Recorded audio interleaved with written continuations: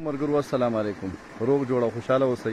زه علي حیدر سلطان خیل یم او نن درسره یو څو خبرې کول غواړم په یوه اهمه مسله باندې.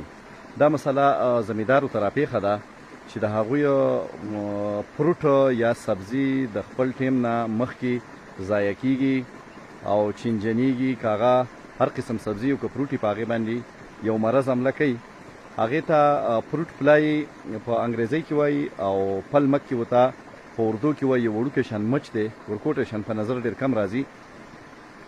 هغه راځي او داسې کومه تازه فروټ یا سبزي په هغې کې یو لاشه ورکوي او دننه په هغې کې یو ماده پرېږدي چې وروستو بیا د هغې نه انډې جوړې شي او د هغې نه بیا هغه پیوپا او لاروا د هغو سرکر رواني دغه ته جوړېږي او هغه میوه ضایع کوي. د هغې دپاره په جدید طریقه باندې په ساینسي طریقه دا یو نوی ټریپس جوړ شوي دي.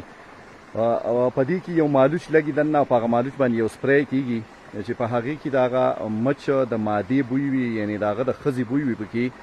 نو دا د پټي یا د باغ په یو ګوټ کې دا لګول پکاري.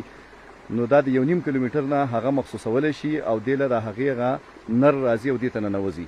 دې ته چې کله ننوځي په دې کې کیمیکل وي، زهر شامل وي، بس هغه مړ شي دلته پاتې شي مادې. نو مادې یوازې د نر نه بغیر انډې نشي اچولی. نو دغسې بیا په فصل باندې حمله نه کوي. خو دا ټولو زمیندار له پکار دي چې ولګوي، ځکه چې دا که لږې ولګي نو دا پیدا نه کوي. دا پکار ده چې ټول زمیندار ولګوي.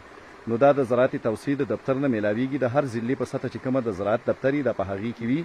نو تاسو ورشئ زر تر زره دا ډبې راواخلئ او د دې سره دغه کومه کیمیکل چې دا راواخلئ په خپلو پټو کې ولګوئ. د دغه بیمارۍ نه خپل فصل او فروټو محفوظ کوي. ډېره زیاته مننه.